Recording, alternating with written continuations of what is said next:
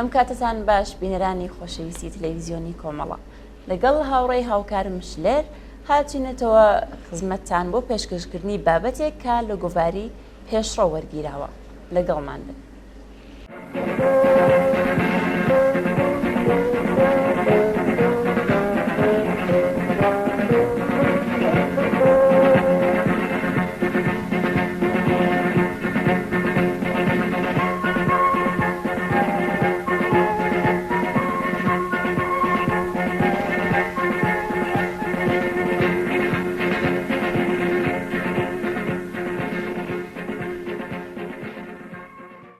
بۆچی حجابی زۆرەملێ هێڵی سووری خامنەیە؟ هەمووان ئەوەیانە لەبیرەکە لە ناڕەزایەتیە کۆمەڵایەتیەکان بەرابەر بە حجابی زۆرەملێ خامنەیی پاش ماوەیەک بێدەنگی لایەکێک لە وتارەکانیدا باسی لەوە کرد کە ڕەچاونەکردنی حجاب لە ڕێی سیاسی و ئاینیەوە حرامە و دوژمن و سیخۆڕابیانیەکانی لە پشتەوەیە. خامنەی جگە لە قەدەغەی شەرعی قەدەغەی سیاسیشی پێوە زیاد کرد بۆ ئەوەی نیشانی هاوڵاتیان بدات کە حجاب بابەتێکی تاکە کەسی نییە بەڵکو دەچێتە بازنەی بڕیار و ڕێخستنەکانی نەزمی سیاسی وڵاتەوە، نیزامێکی کە ئەو بە ئاینی دەزانێت گرنگی بە حرامی سیاسی زانینی خەبات لە دژی حجابی زۆرەملێ پێش هەموو شتێک ئاواڵەکردنی دەستی هێزە نظامیەکان و پاساوکردنی سەرکوتکردنەکانە لەلایەن ئەوەوە، بەڵام کەمێک ڕوونکردنەوەی زیاتر لەم بارەیەوە دەدەین. دوای ئەو ڕاپەڕینە شۆڕشگێڕانەی کە بەهۆی کوشتنی ژینا ئەمینی دەستی پێکرد بەرپرسە باڵاکانی سوپای پاسداران بە ئامادەبوونی خامنەیی کۆبوونەوەیەکیان ئەنجامدا و پێشنیاری چاکسازیان لە هێندێک لە کاروبارەکانی وڵاتدا خستە بەردەست. خامنەیی پێیان دەڵێت دەتوانن پلان بۆ چاکسازی دابنێن. لەو کۆبوونەوەیەدا حجابی زۆرەملێ هێڵی سووری ئەو بوو. ئەم هێڵە سوورەی ڕێبەری کۆماری ئیسلامی تێڕوانینی ناسنامەیی ئەو سەبارەت بە هۆکاری بەردەوامی ئەو سیستەمە ئاشکرا دەکات. حجابی زۆرەملێ وەک هێمای شوناس یان ناسنامە کە خاڵی جەوهەری ئەم شوناسە بریتیە لە سەپاندنی بێمافی بۆ ئەو سیستمە گەلێک گرنگ بووە و بە درێژایی تەمەنی دەسەڵاتی سەرەڕۆی کۆماری ئیسلامی بەکردەوە کاری بۆ کردووە بۆ ئەوەی لەو ڕێگایەوە بێمافی لە کۆمەلگادا جێگیر بکات.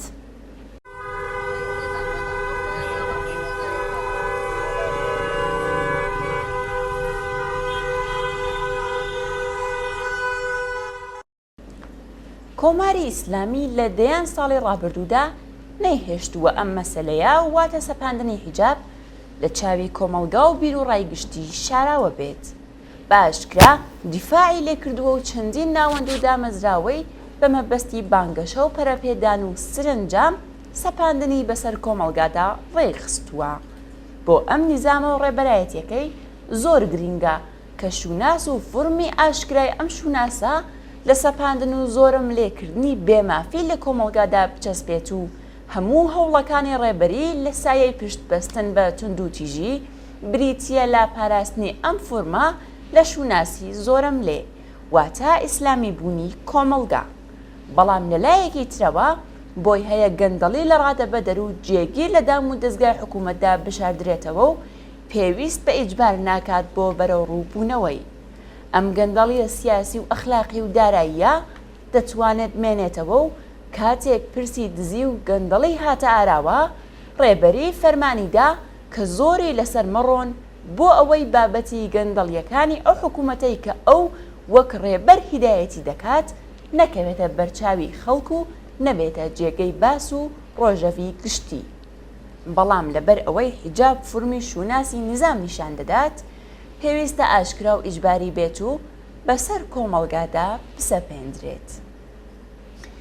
لە ڕاستیدا هەموو سیستمەکانی جیهان خاوەن ئایدۆلۆژیان، بەڵام کاتێک ئایدۆلۆژیایەک ڕوانگەیەکی دژمنکارانەی بۆ جیهانی دەرەوە هەبێت و بەرژەوەندیە گشتیەکان لە ناوخۆدا پشتگوێ بخات و پشت بە هەژمونی سیاسی خۆی ببەستێت بۆ پاراستنی بەرژەوەندی چینێکی دیاریکراو، ئەو ئایدۆلۆژیایە لە ناوخۆ دەبێتە ئامرازێک بۆ کنترۆڵکردن بە پشت بەستن بە توندوتیژی و لە دەرەوەش گرژی و ئاڵۆزی دەخولقێنێت. بۆ نمونە لە بنەڕەتدا سیستمێکی کە پشت بە لیبرال دموکراسی و بازاری ئازاد دەبەستێت لە ناوخۆدا بە هیندێ فۆرمی دموکراتیکە پشت بەستوو دەبێت و لە ئاستی جیهانیشدا هەوڵی پێکهێنان و بنیاتنانی دامەزراوەی نێودەوڵەتی دەدات بۆ ئەوەی پەیوەندیە نێودەوڵەتیەکان و گرژیەکان بە شێوەیەکی هاوبەش ئاراستە بکەن. بەڵام ئایدۆلۆژیای سیستمی ئیسلامی لە ئێران کە لەسەر بنەمای حکوومەتێکی گەندەڵ و پاوانخواز و هەڵاواردن پێکاتوە، لە دەرەوە پشتی بە ئایدۆلۆژیایەکی دژە ڕۆژئاوایی بەستووە و لە ناوخۆش بە ڕوانگەیەکی پاوانخوازانە و سەرەڕۆیانە.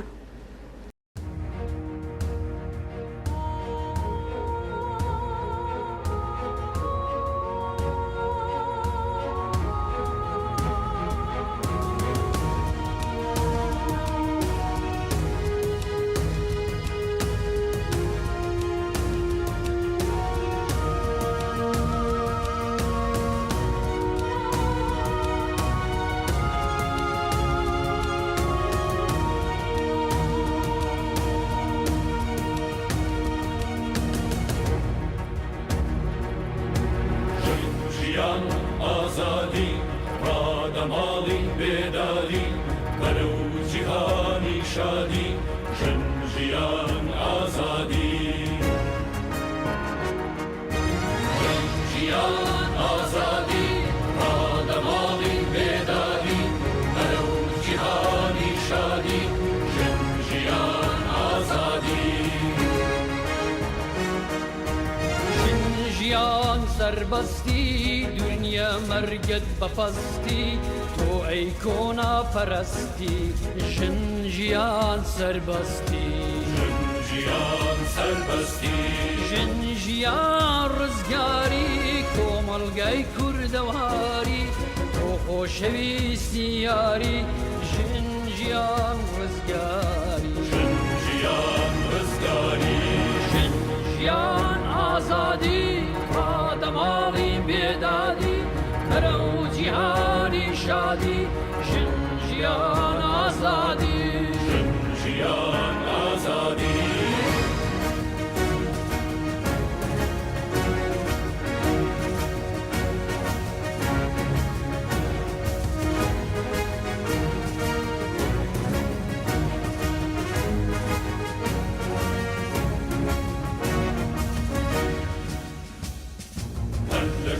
من لەلەرزێ ژنە و کوژایەوە خۆنگی قینی خەڵکە دیسان سەر لە بێ ڕسایەوە خوێندە ڕێژێ ژیندە نێژێ ئەو دڕندە پیر بووە هەستی کردووە واشرای بەختی بینا کوژایەوە هەستی کردووە واشرای بەختی بینا کوژایەوە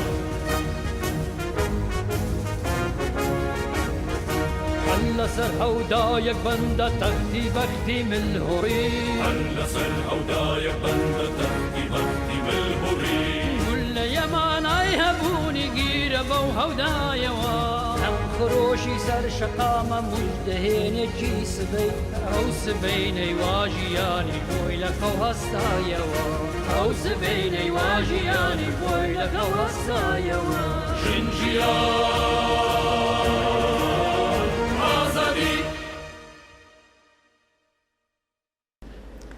لەم ئایدۆلۆژیایەدا هیچ بوارێک بۆ کەمکردنەوەی گرژیەکانی دەرەوەی وڵات لە ڕێگەی بەشداریکردنی کارا لە دامەزراوە نێودەوڵەتیەکان یان وەڵامدانەوە بە داخوازیە بەربڵاوەکانی خەڵک لە ناوخۆ کە دەتوانێت ببێتە هۆی وەفاداریەکی زیاتر بە نەزمی سیاسی بوونی نییە. لەم ئایدۆلۆژیایەدا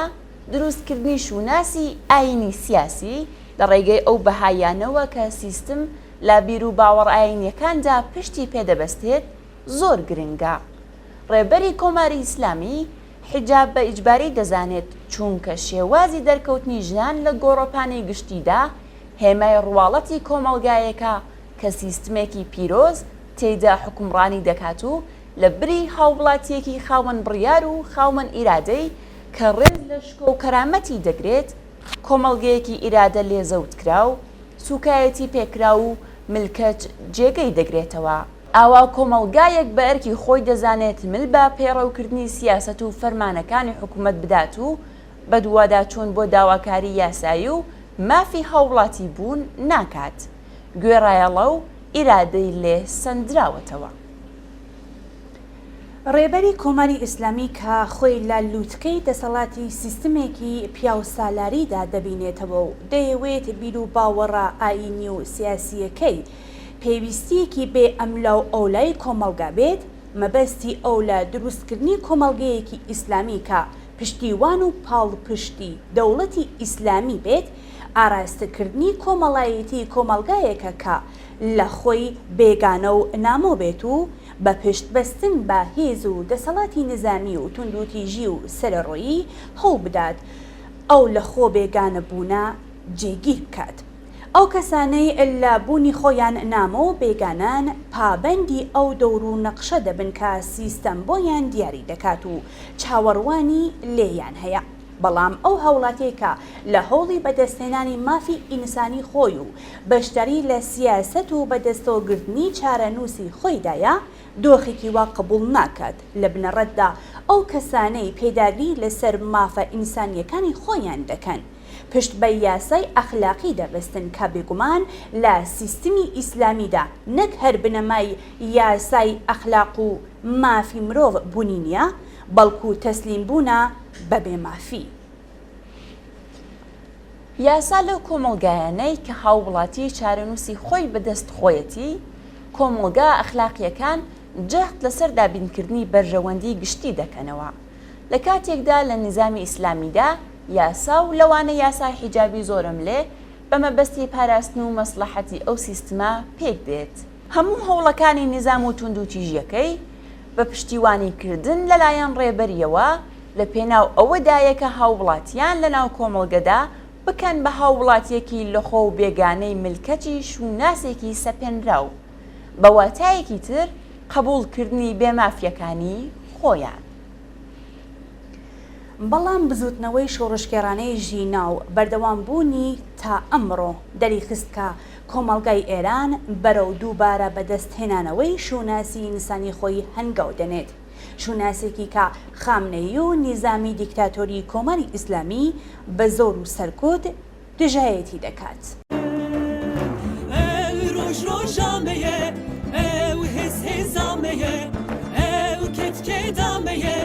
Em li bendan bişkinim, jin nebe jiyan nabe, jin jiyan azadi, jin nebe jiyan şine, jin jiyan azadi, jin jiyan azadi,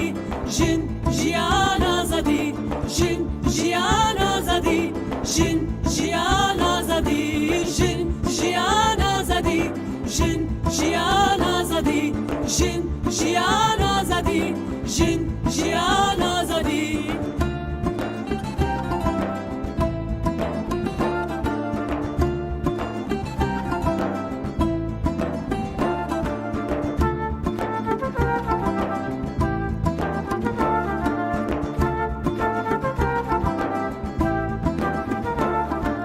Weke hevi hebe bimre ev koleti pişt giri hebe tucarına be bindesti em behevre bejin jin jiyan azadi em behevre biqirin jin jiyan azadi ev roj rojameye ev his hizameye ev ketkedameye em li bendan bişkinin jin nebe jiyan nabe jin jiyan azadi jin nebe jiyan şine jin jiyan azadi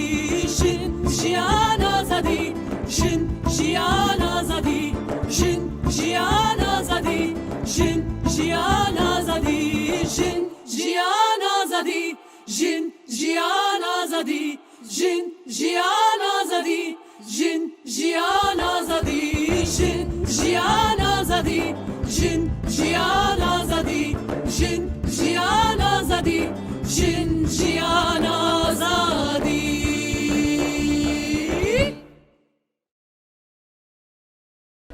بینەرانی خۆشەویستی تەلەڤیزیۆنی کۆمەڵە زۆر سپاس بۆ ئەوەی تا ئێستا لەگەڵمان بوون.